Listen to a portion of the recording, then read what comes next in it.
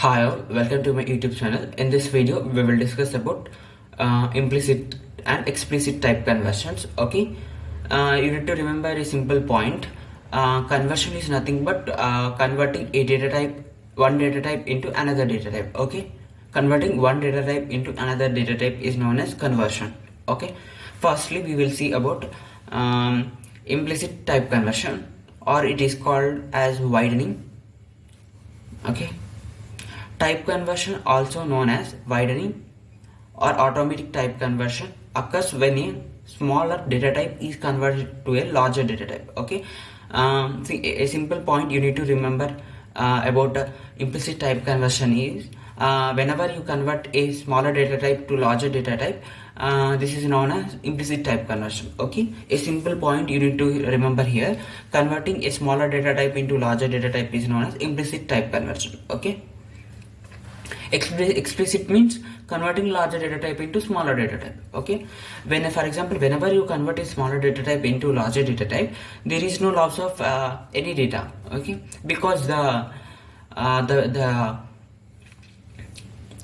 data type which you want to convert is already larger, so there is no loss of data. For example, if you take an explicit type conversion, converting larger data type into smaller data. For example, we want to convert larger data into smaller data. Okay, here there would be some loss of data. Okay, Java handles this automatically. Already I said implicit means automatic. Okay, implicit type conversion means automatic type conversion. Explicit means we need to do it manually. Okay, this is an example code for implicit type conversion or type conversion or widening. Okay, you need to remember a simple point: converting a smaller data type into larger data type is known as type conversion, implicit type conversion or widening.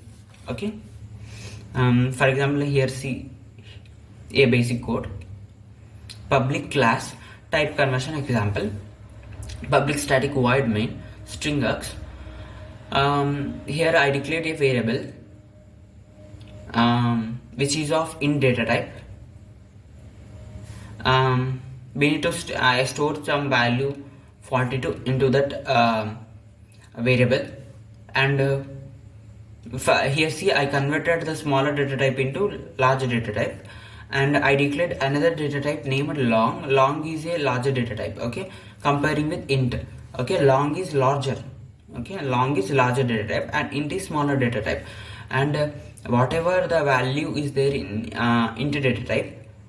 Okay, int variable, int data type variable. Okay, I converted this into larger data type. I reassigned that int value to this long value. Okay, I reassigned this int value to this long value, and I printed the both int value and long value. Okay, here you need to remember a simple point: converting a smaller data type into larger data type is known as implicit type conversion. It is an automatic type conversion, and there is no loss of data in this type of conversion, because you are going to convert into larger data type. Okay, for example, a small amount of data is there in your memory. You want to convert into larger. Okay, in this case there is no loss of energy, for loss of data. And for example, if you take an explicit type conversion, here there would be some loss of data. Means converting a larger to smaller means you are converting a large amount of data into small amount of data. Means here there would be some loss of data. Okay, and you have to remember this patch of code. Okay, and now we will see about typecasting or narrowing or explicit type conversion. Typecasting, also known as narrowing, is the manual conversion of a larger data type to smaller data type. I already said converting larger data type into smaller data type is known as typecasting. This requires explicit casting and may result in loss of data. Okay, not safe. This is safe.